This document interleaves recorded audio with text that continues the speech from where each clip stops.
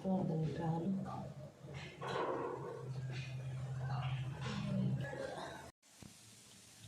ಬದನೆಕಾಯಿ ಗೊಜ್ಜು ಮಾಡ್ತಾಯಿದ್ದೀನಿ. ಒಂದಷ್ಟು ಹುಣಸೆಹಣ್ಣು ನೆನೆಸ್ಕೊಂಡಿದ್ದೀನಿ. ಹುಣಸೆಹಣ್ಣಿಗೆ ಉಪ್ಪು ಕೂಡ ಹಾಕ್ಕೊಂಬಿಟ್ಟಿದ್ದೀನಿ, ಕಲ್ಲುಪ್ಪು.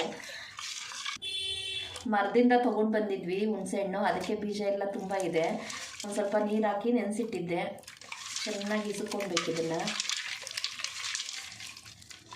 ಇಸ್ಕೊಂಡು ಒಂದು ಬಟ್ಲಿಗೆ ಹಾಕ್ಕೊತಾ ಇದ್ದೀನಿ.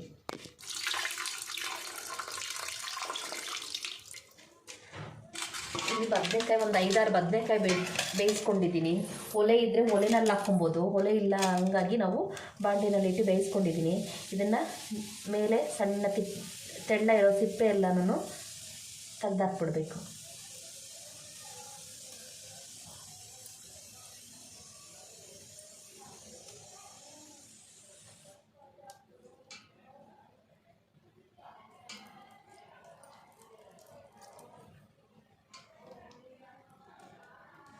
ಈ ಥರ ಬಿಡಿಸ್ಕೊಂಡಿರೋದು. ಇಲ್ಲಿ ಹುಣಸೆಹಣ್ಣು ಹುಳಿಗೆ ಈ ಬದನೆಕಾಯಿ ಎಲ್ಲ ಬಿಡಿಸಾಕೊಂಡಿದ್ದೀನಿ. ಅದನ್ನು ಚೆನ್ನಾಗಿ ತುಂಬ ಮ್ಯಾಶ್ ಆಗೋ ಥರ ಇಸುತ್ತಾ ಸ್ವಲ್ಪ ಹಿಂಗೆ ಇಸುಕೊಂಡಿದ್ದೇನೆ.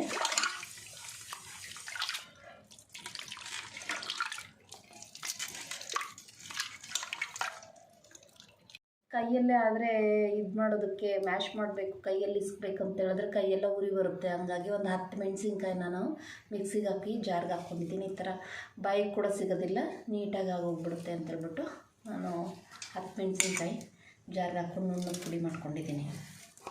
ಇದ್ರ ಜೊತೆಗೆ ಒಂದು 3-4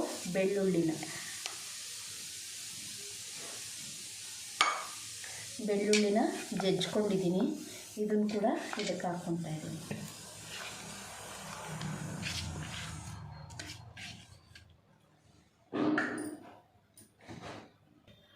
ಒಂದು 3 ಈರುಳ್ಳಿನ ತುಂಬ ಸಣ್ಣಗೆ ಉತ್ತರಿಸ್ಕೊಂಡಿದ್ದೀನಿ. ಸಣ್ಣಗೆ ಉತ್ತರಿಸ್ಕೊಂಡು ಇದನ್ನು ಇದಕ್ಕೆ ಹಾಕಿ ಮಿಕ್ಸ್ ಮಾಡ್ಕೋಬೇಕು.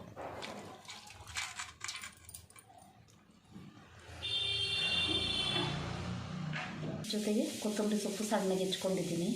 ಇದನ್ನು ಕೂಡ ಇದಕ್ಕೆ ಹಾಕ್ಕೊಂಡು ಮಿಕ್ಸ್ ಮಾಡ್ಕೋಬೇಕು.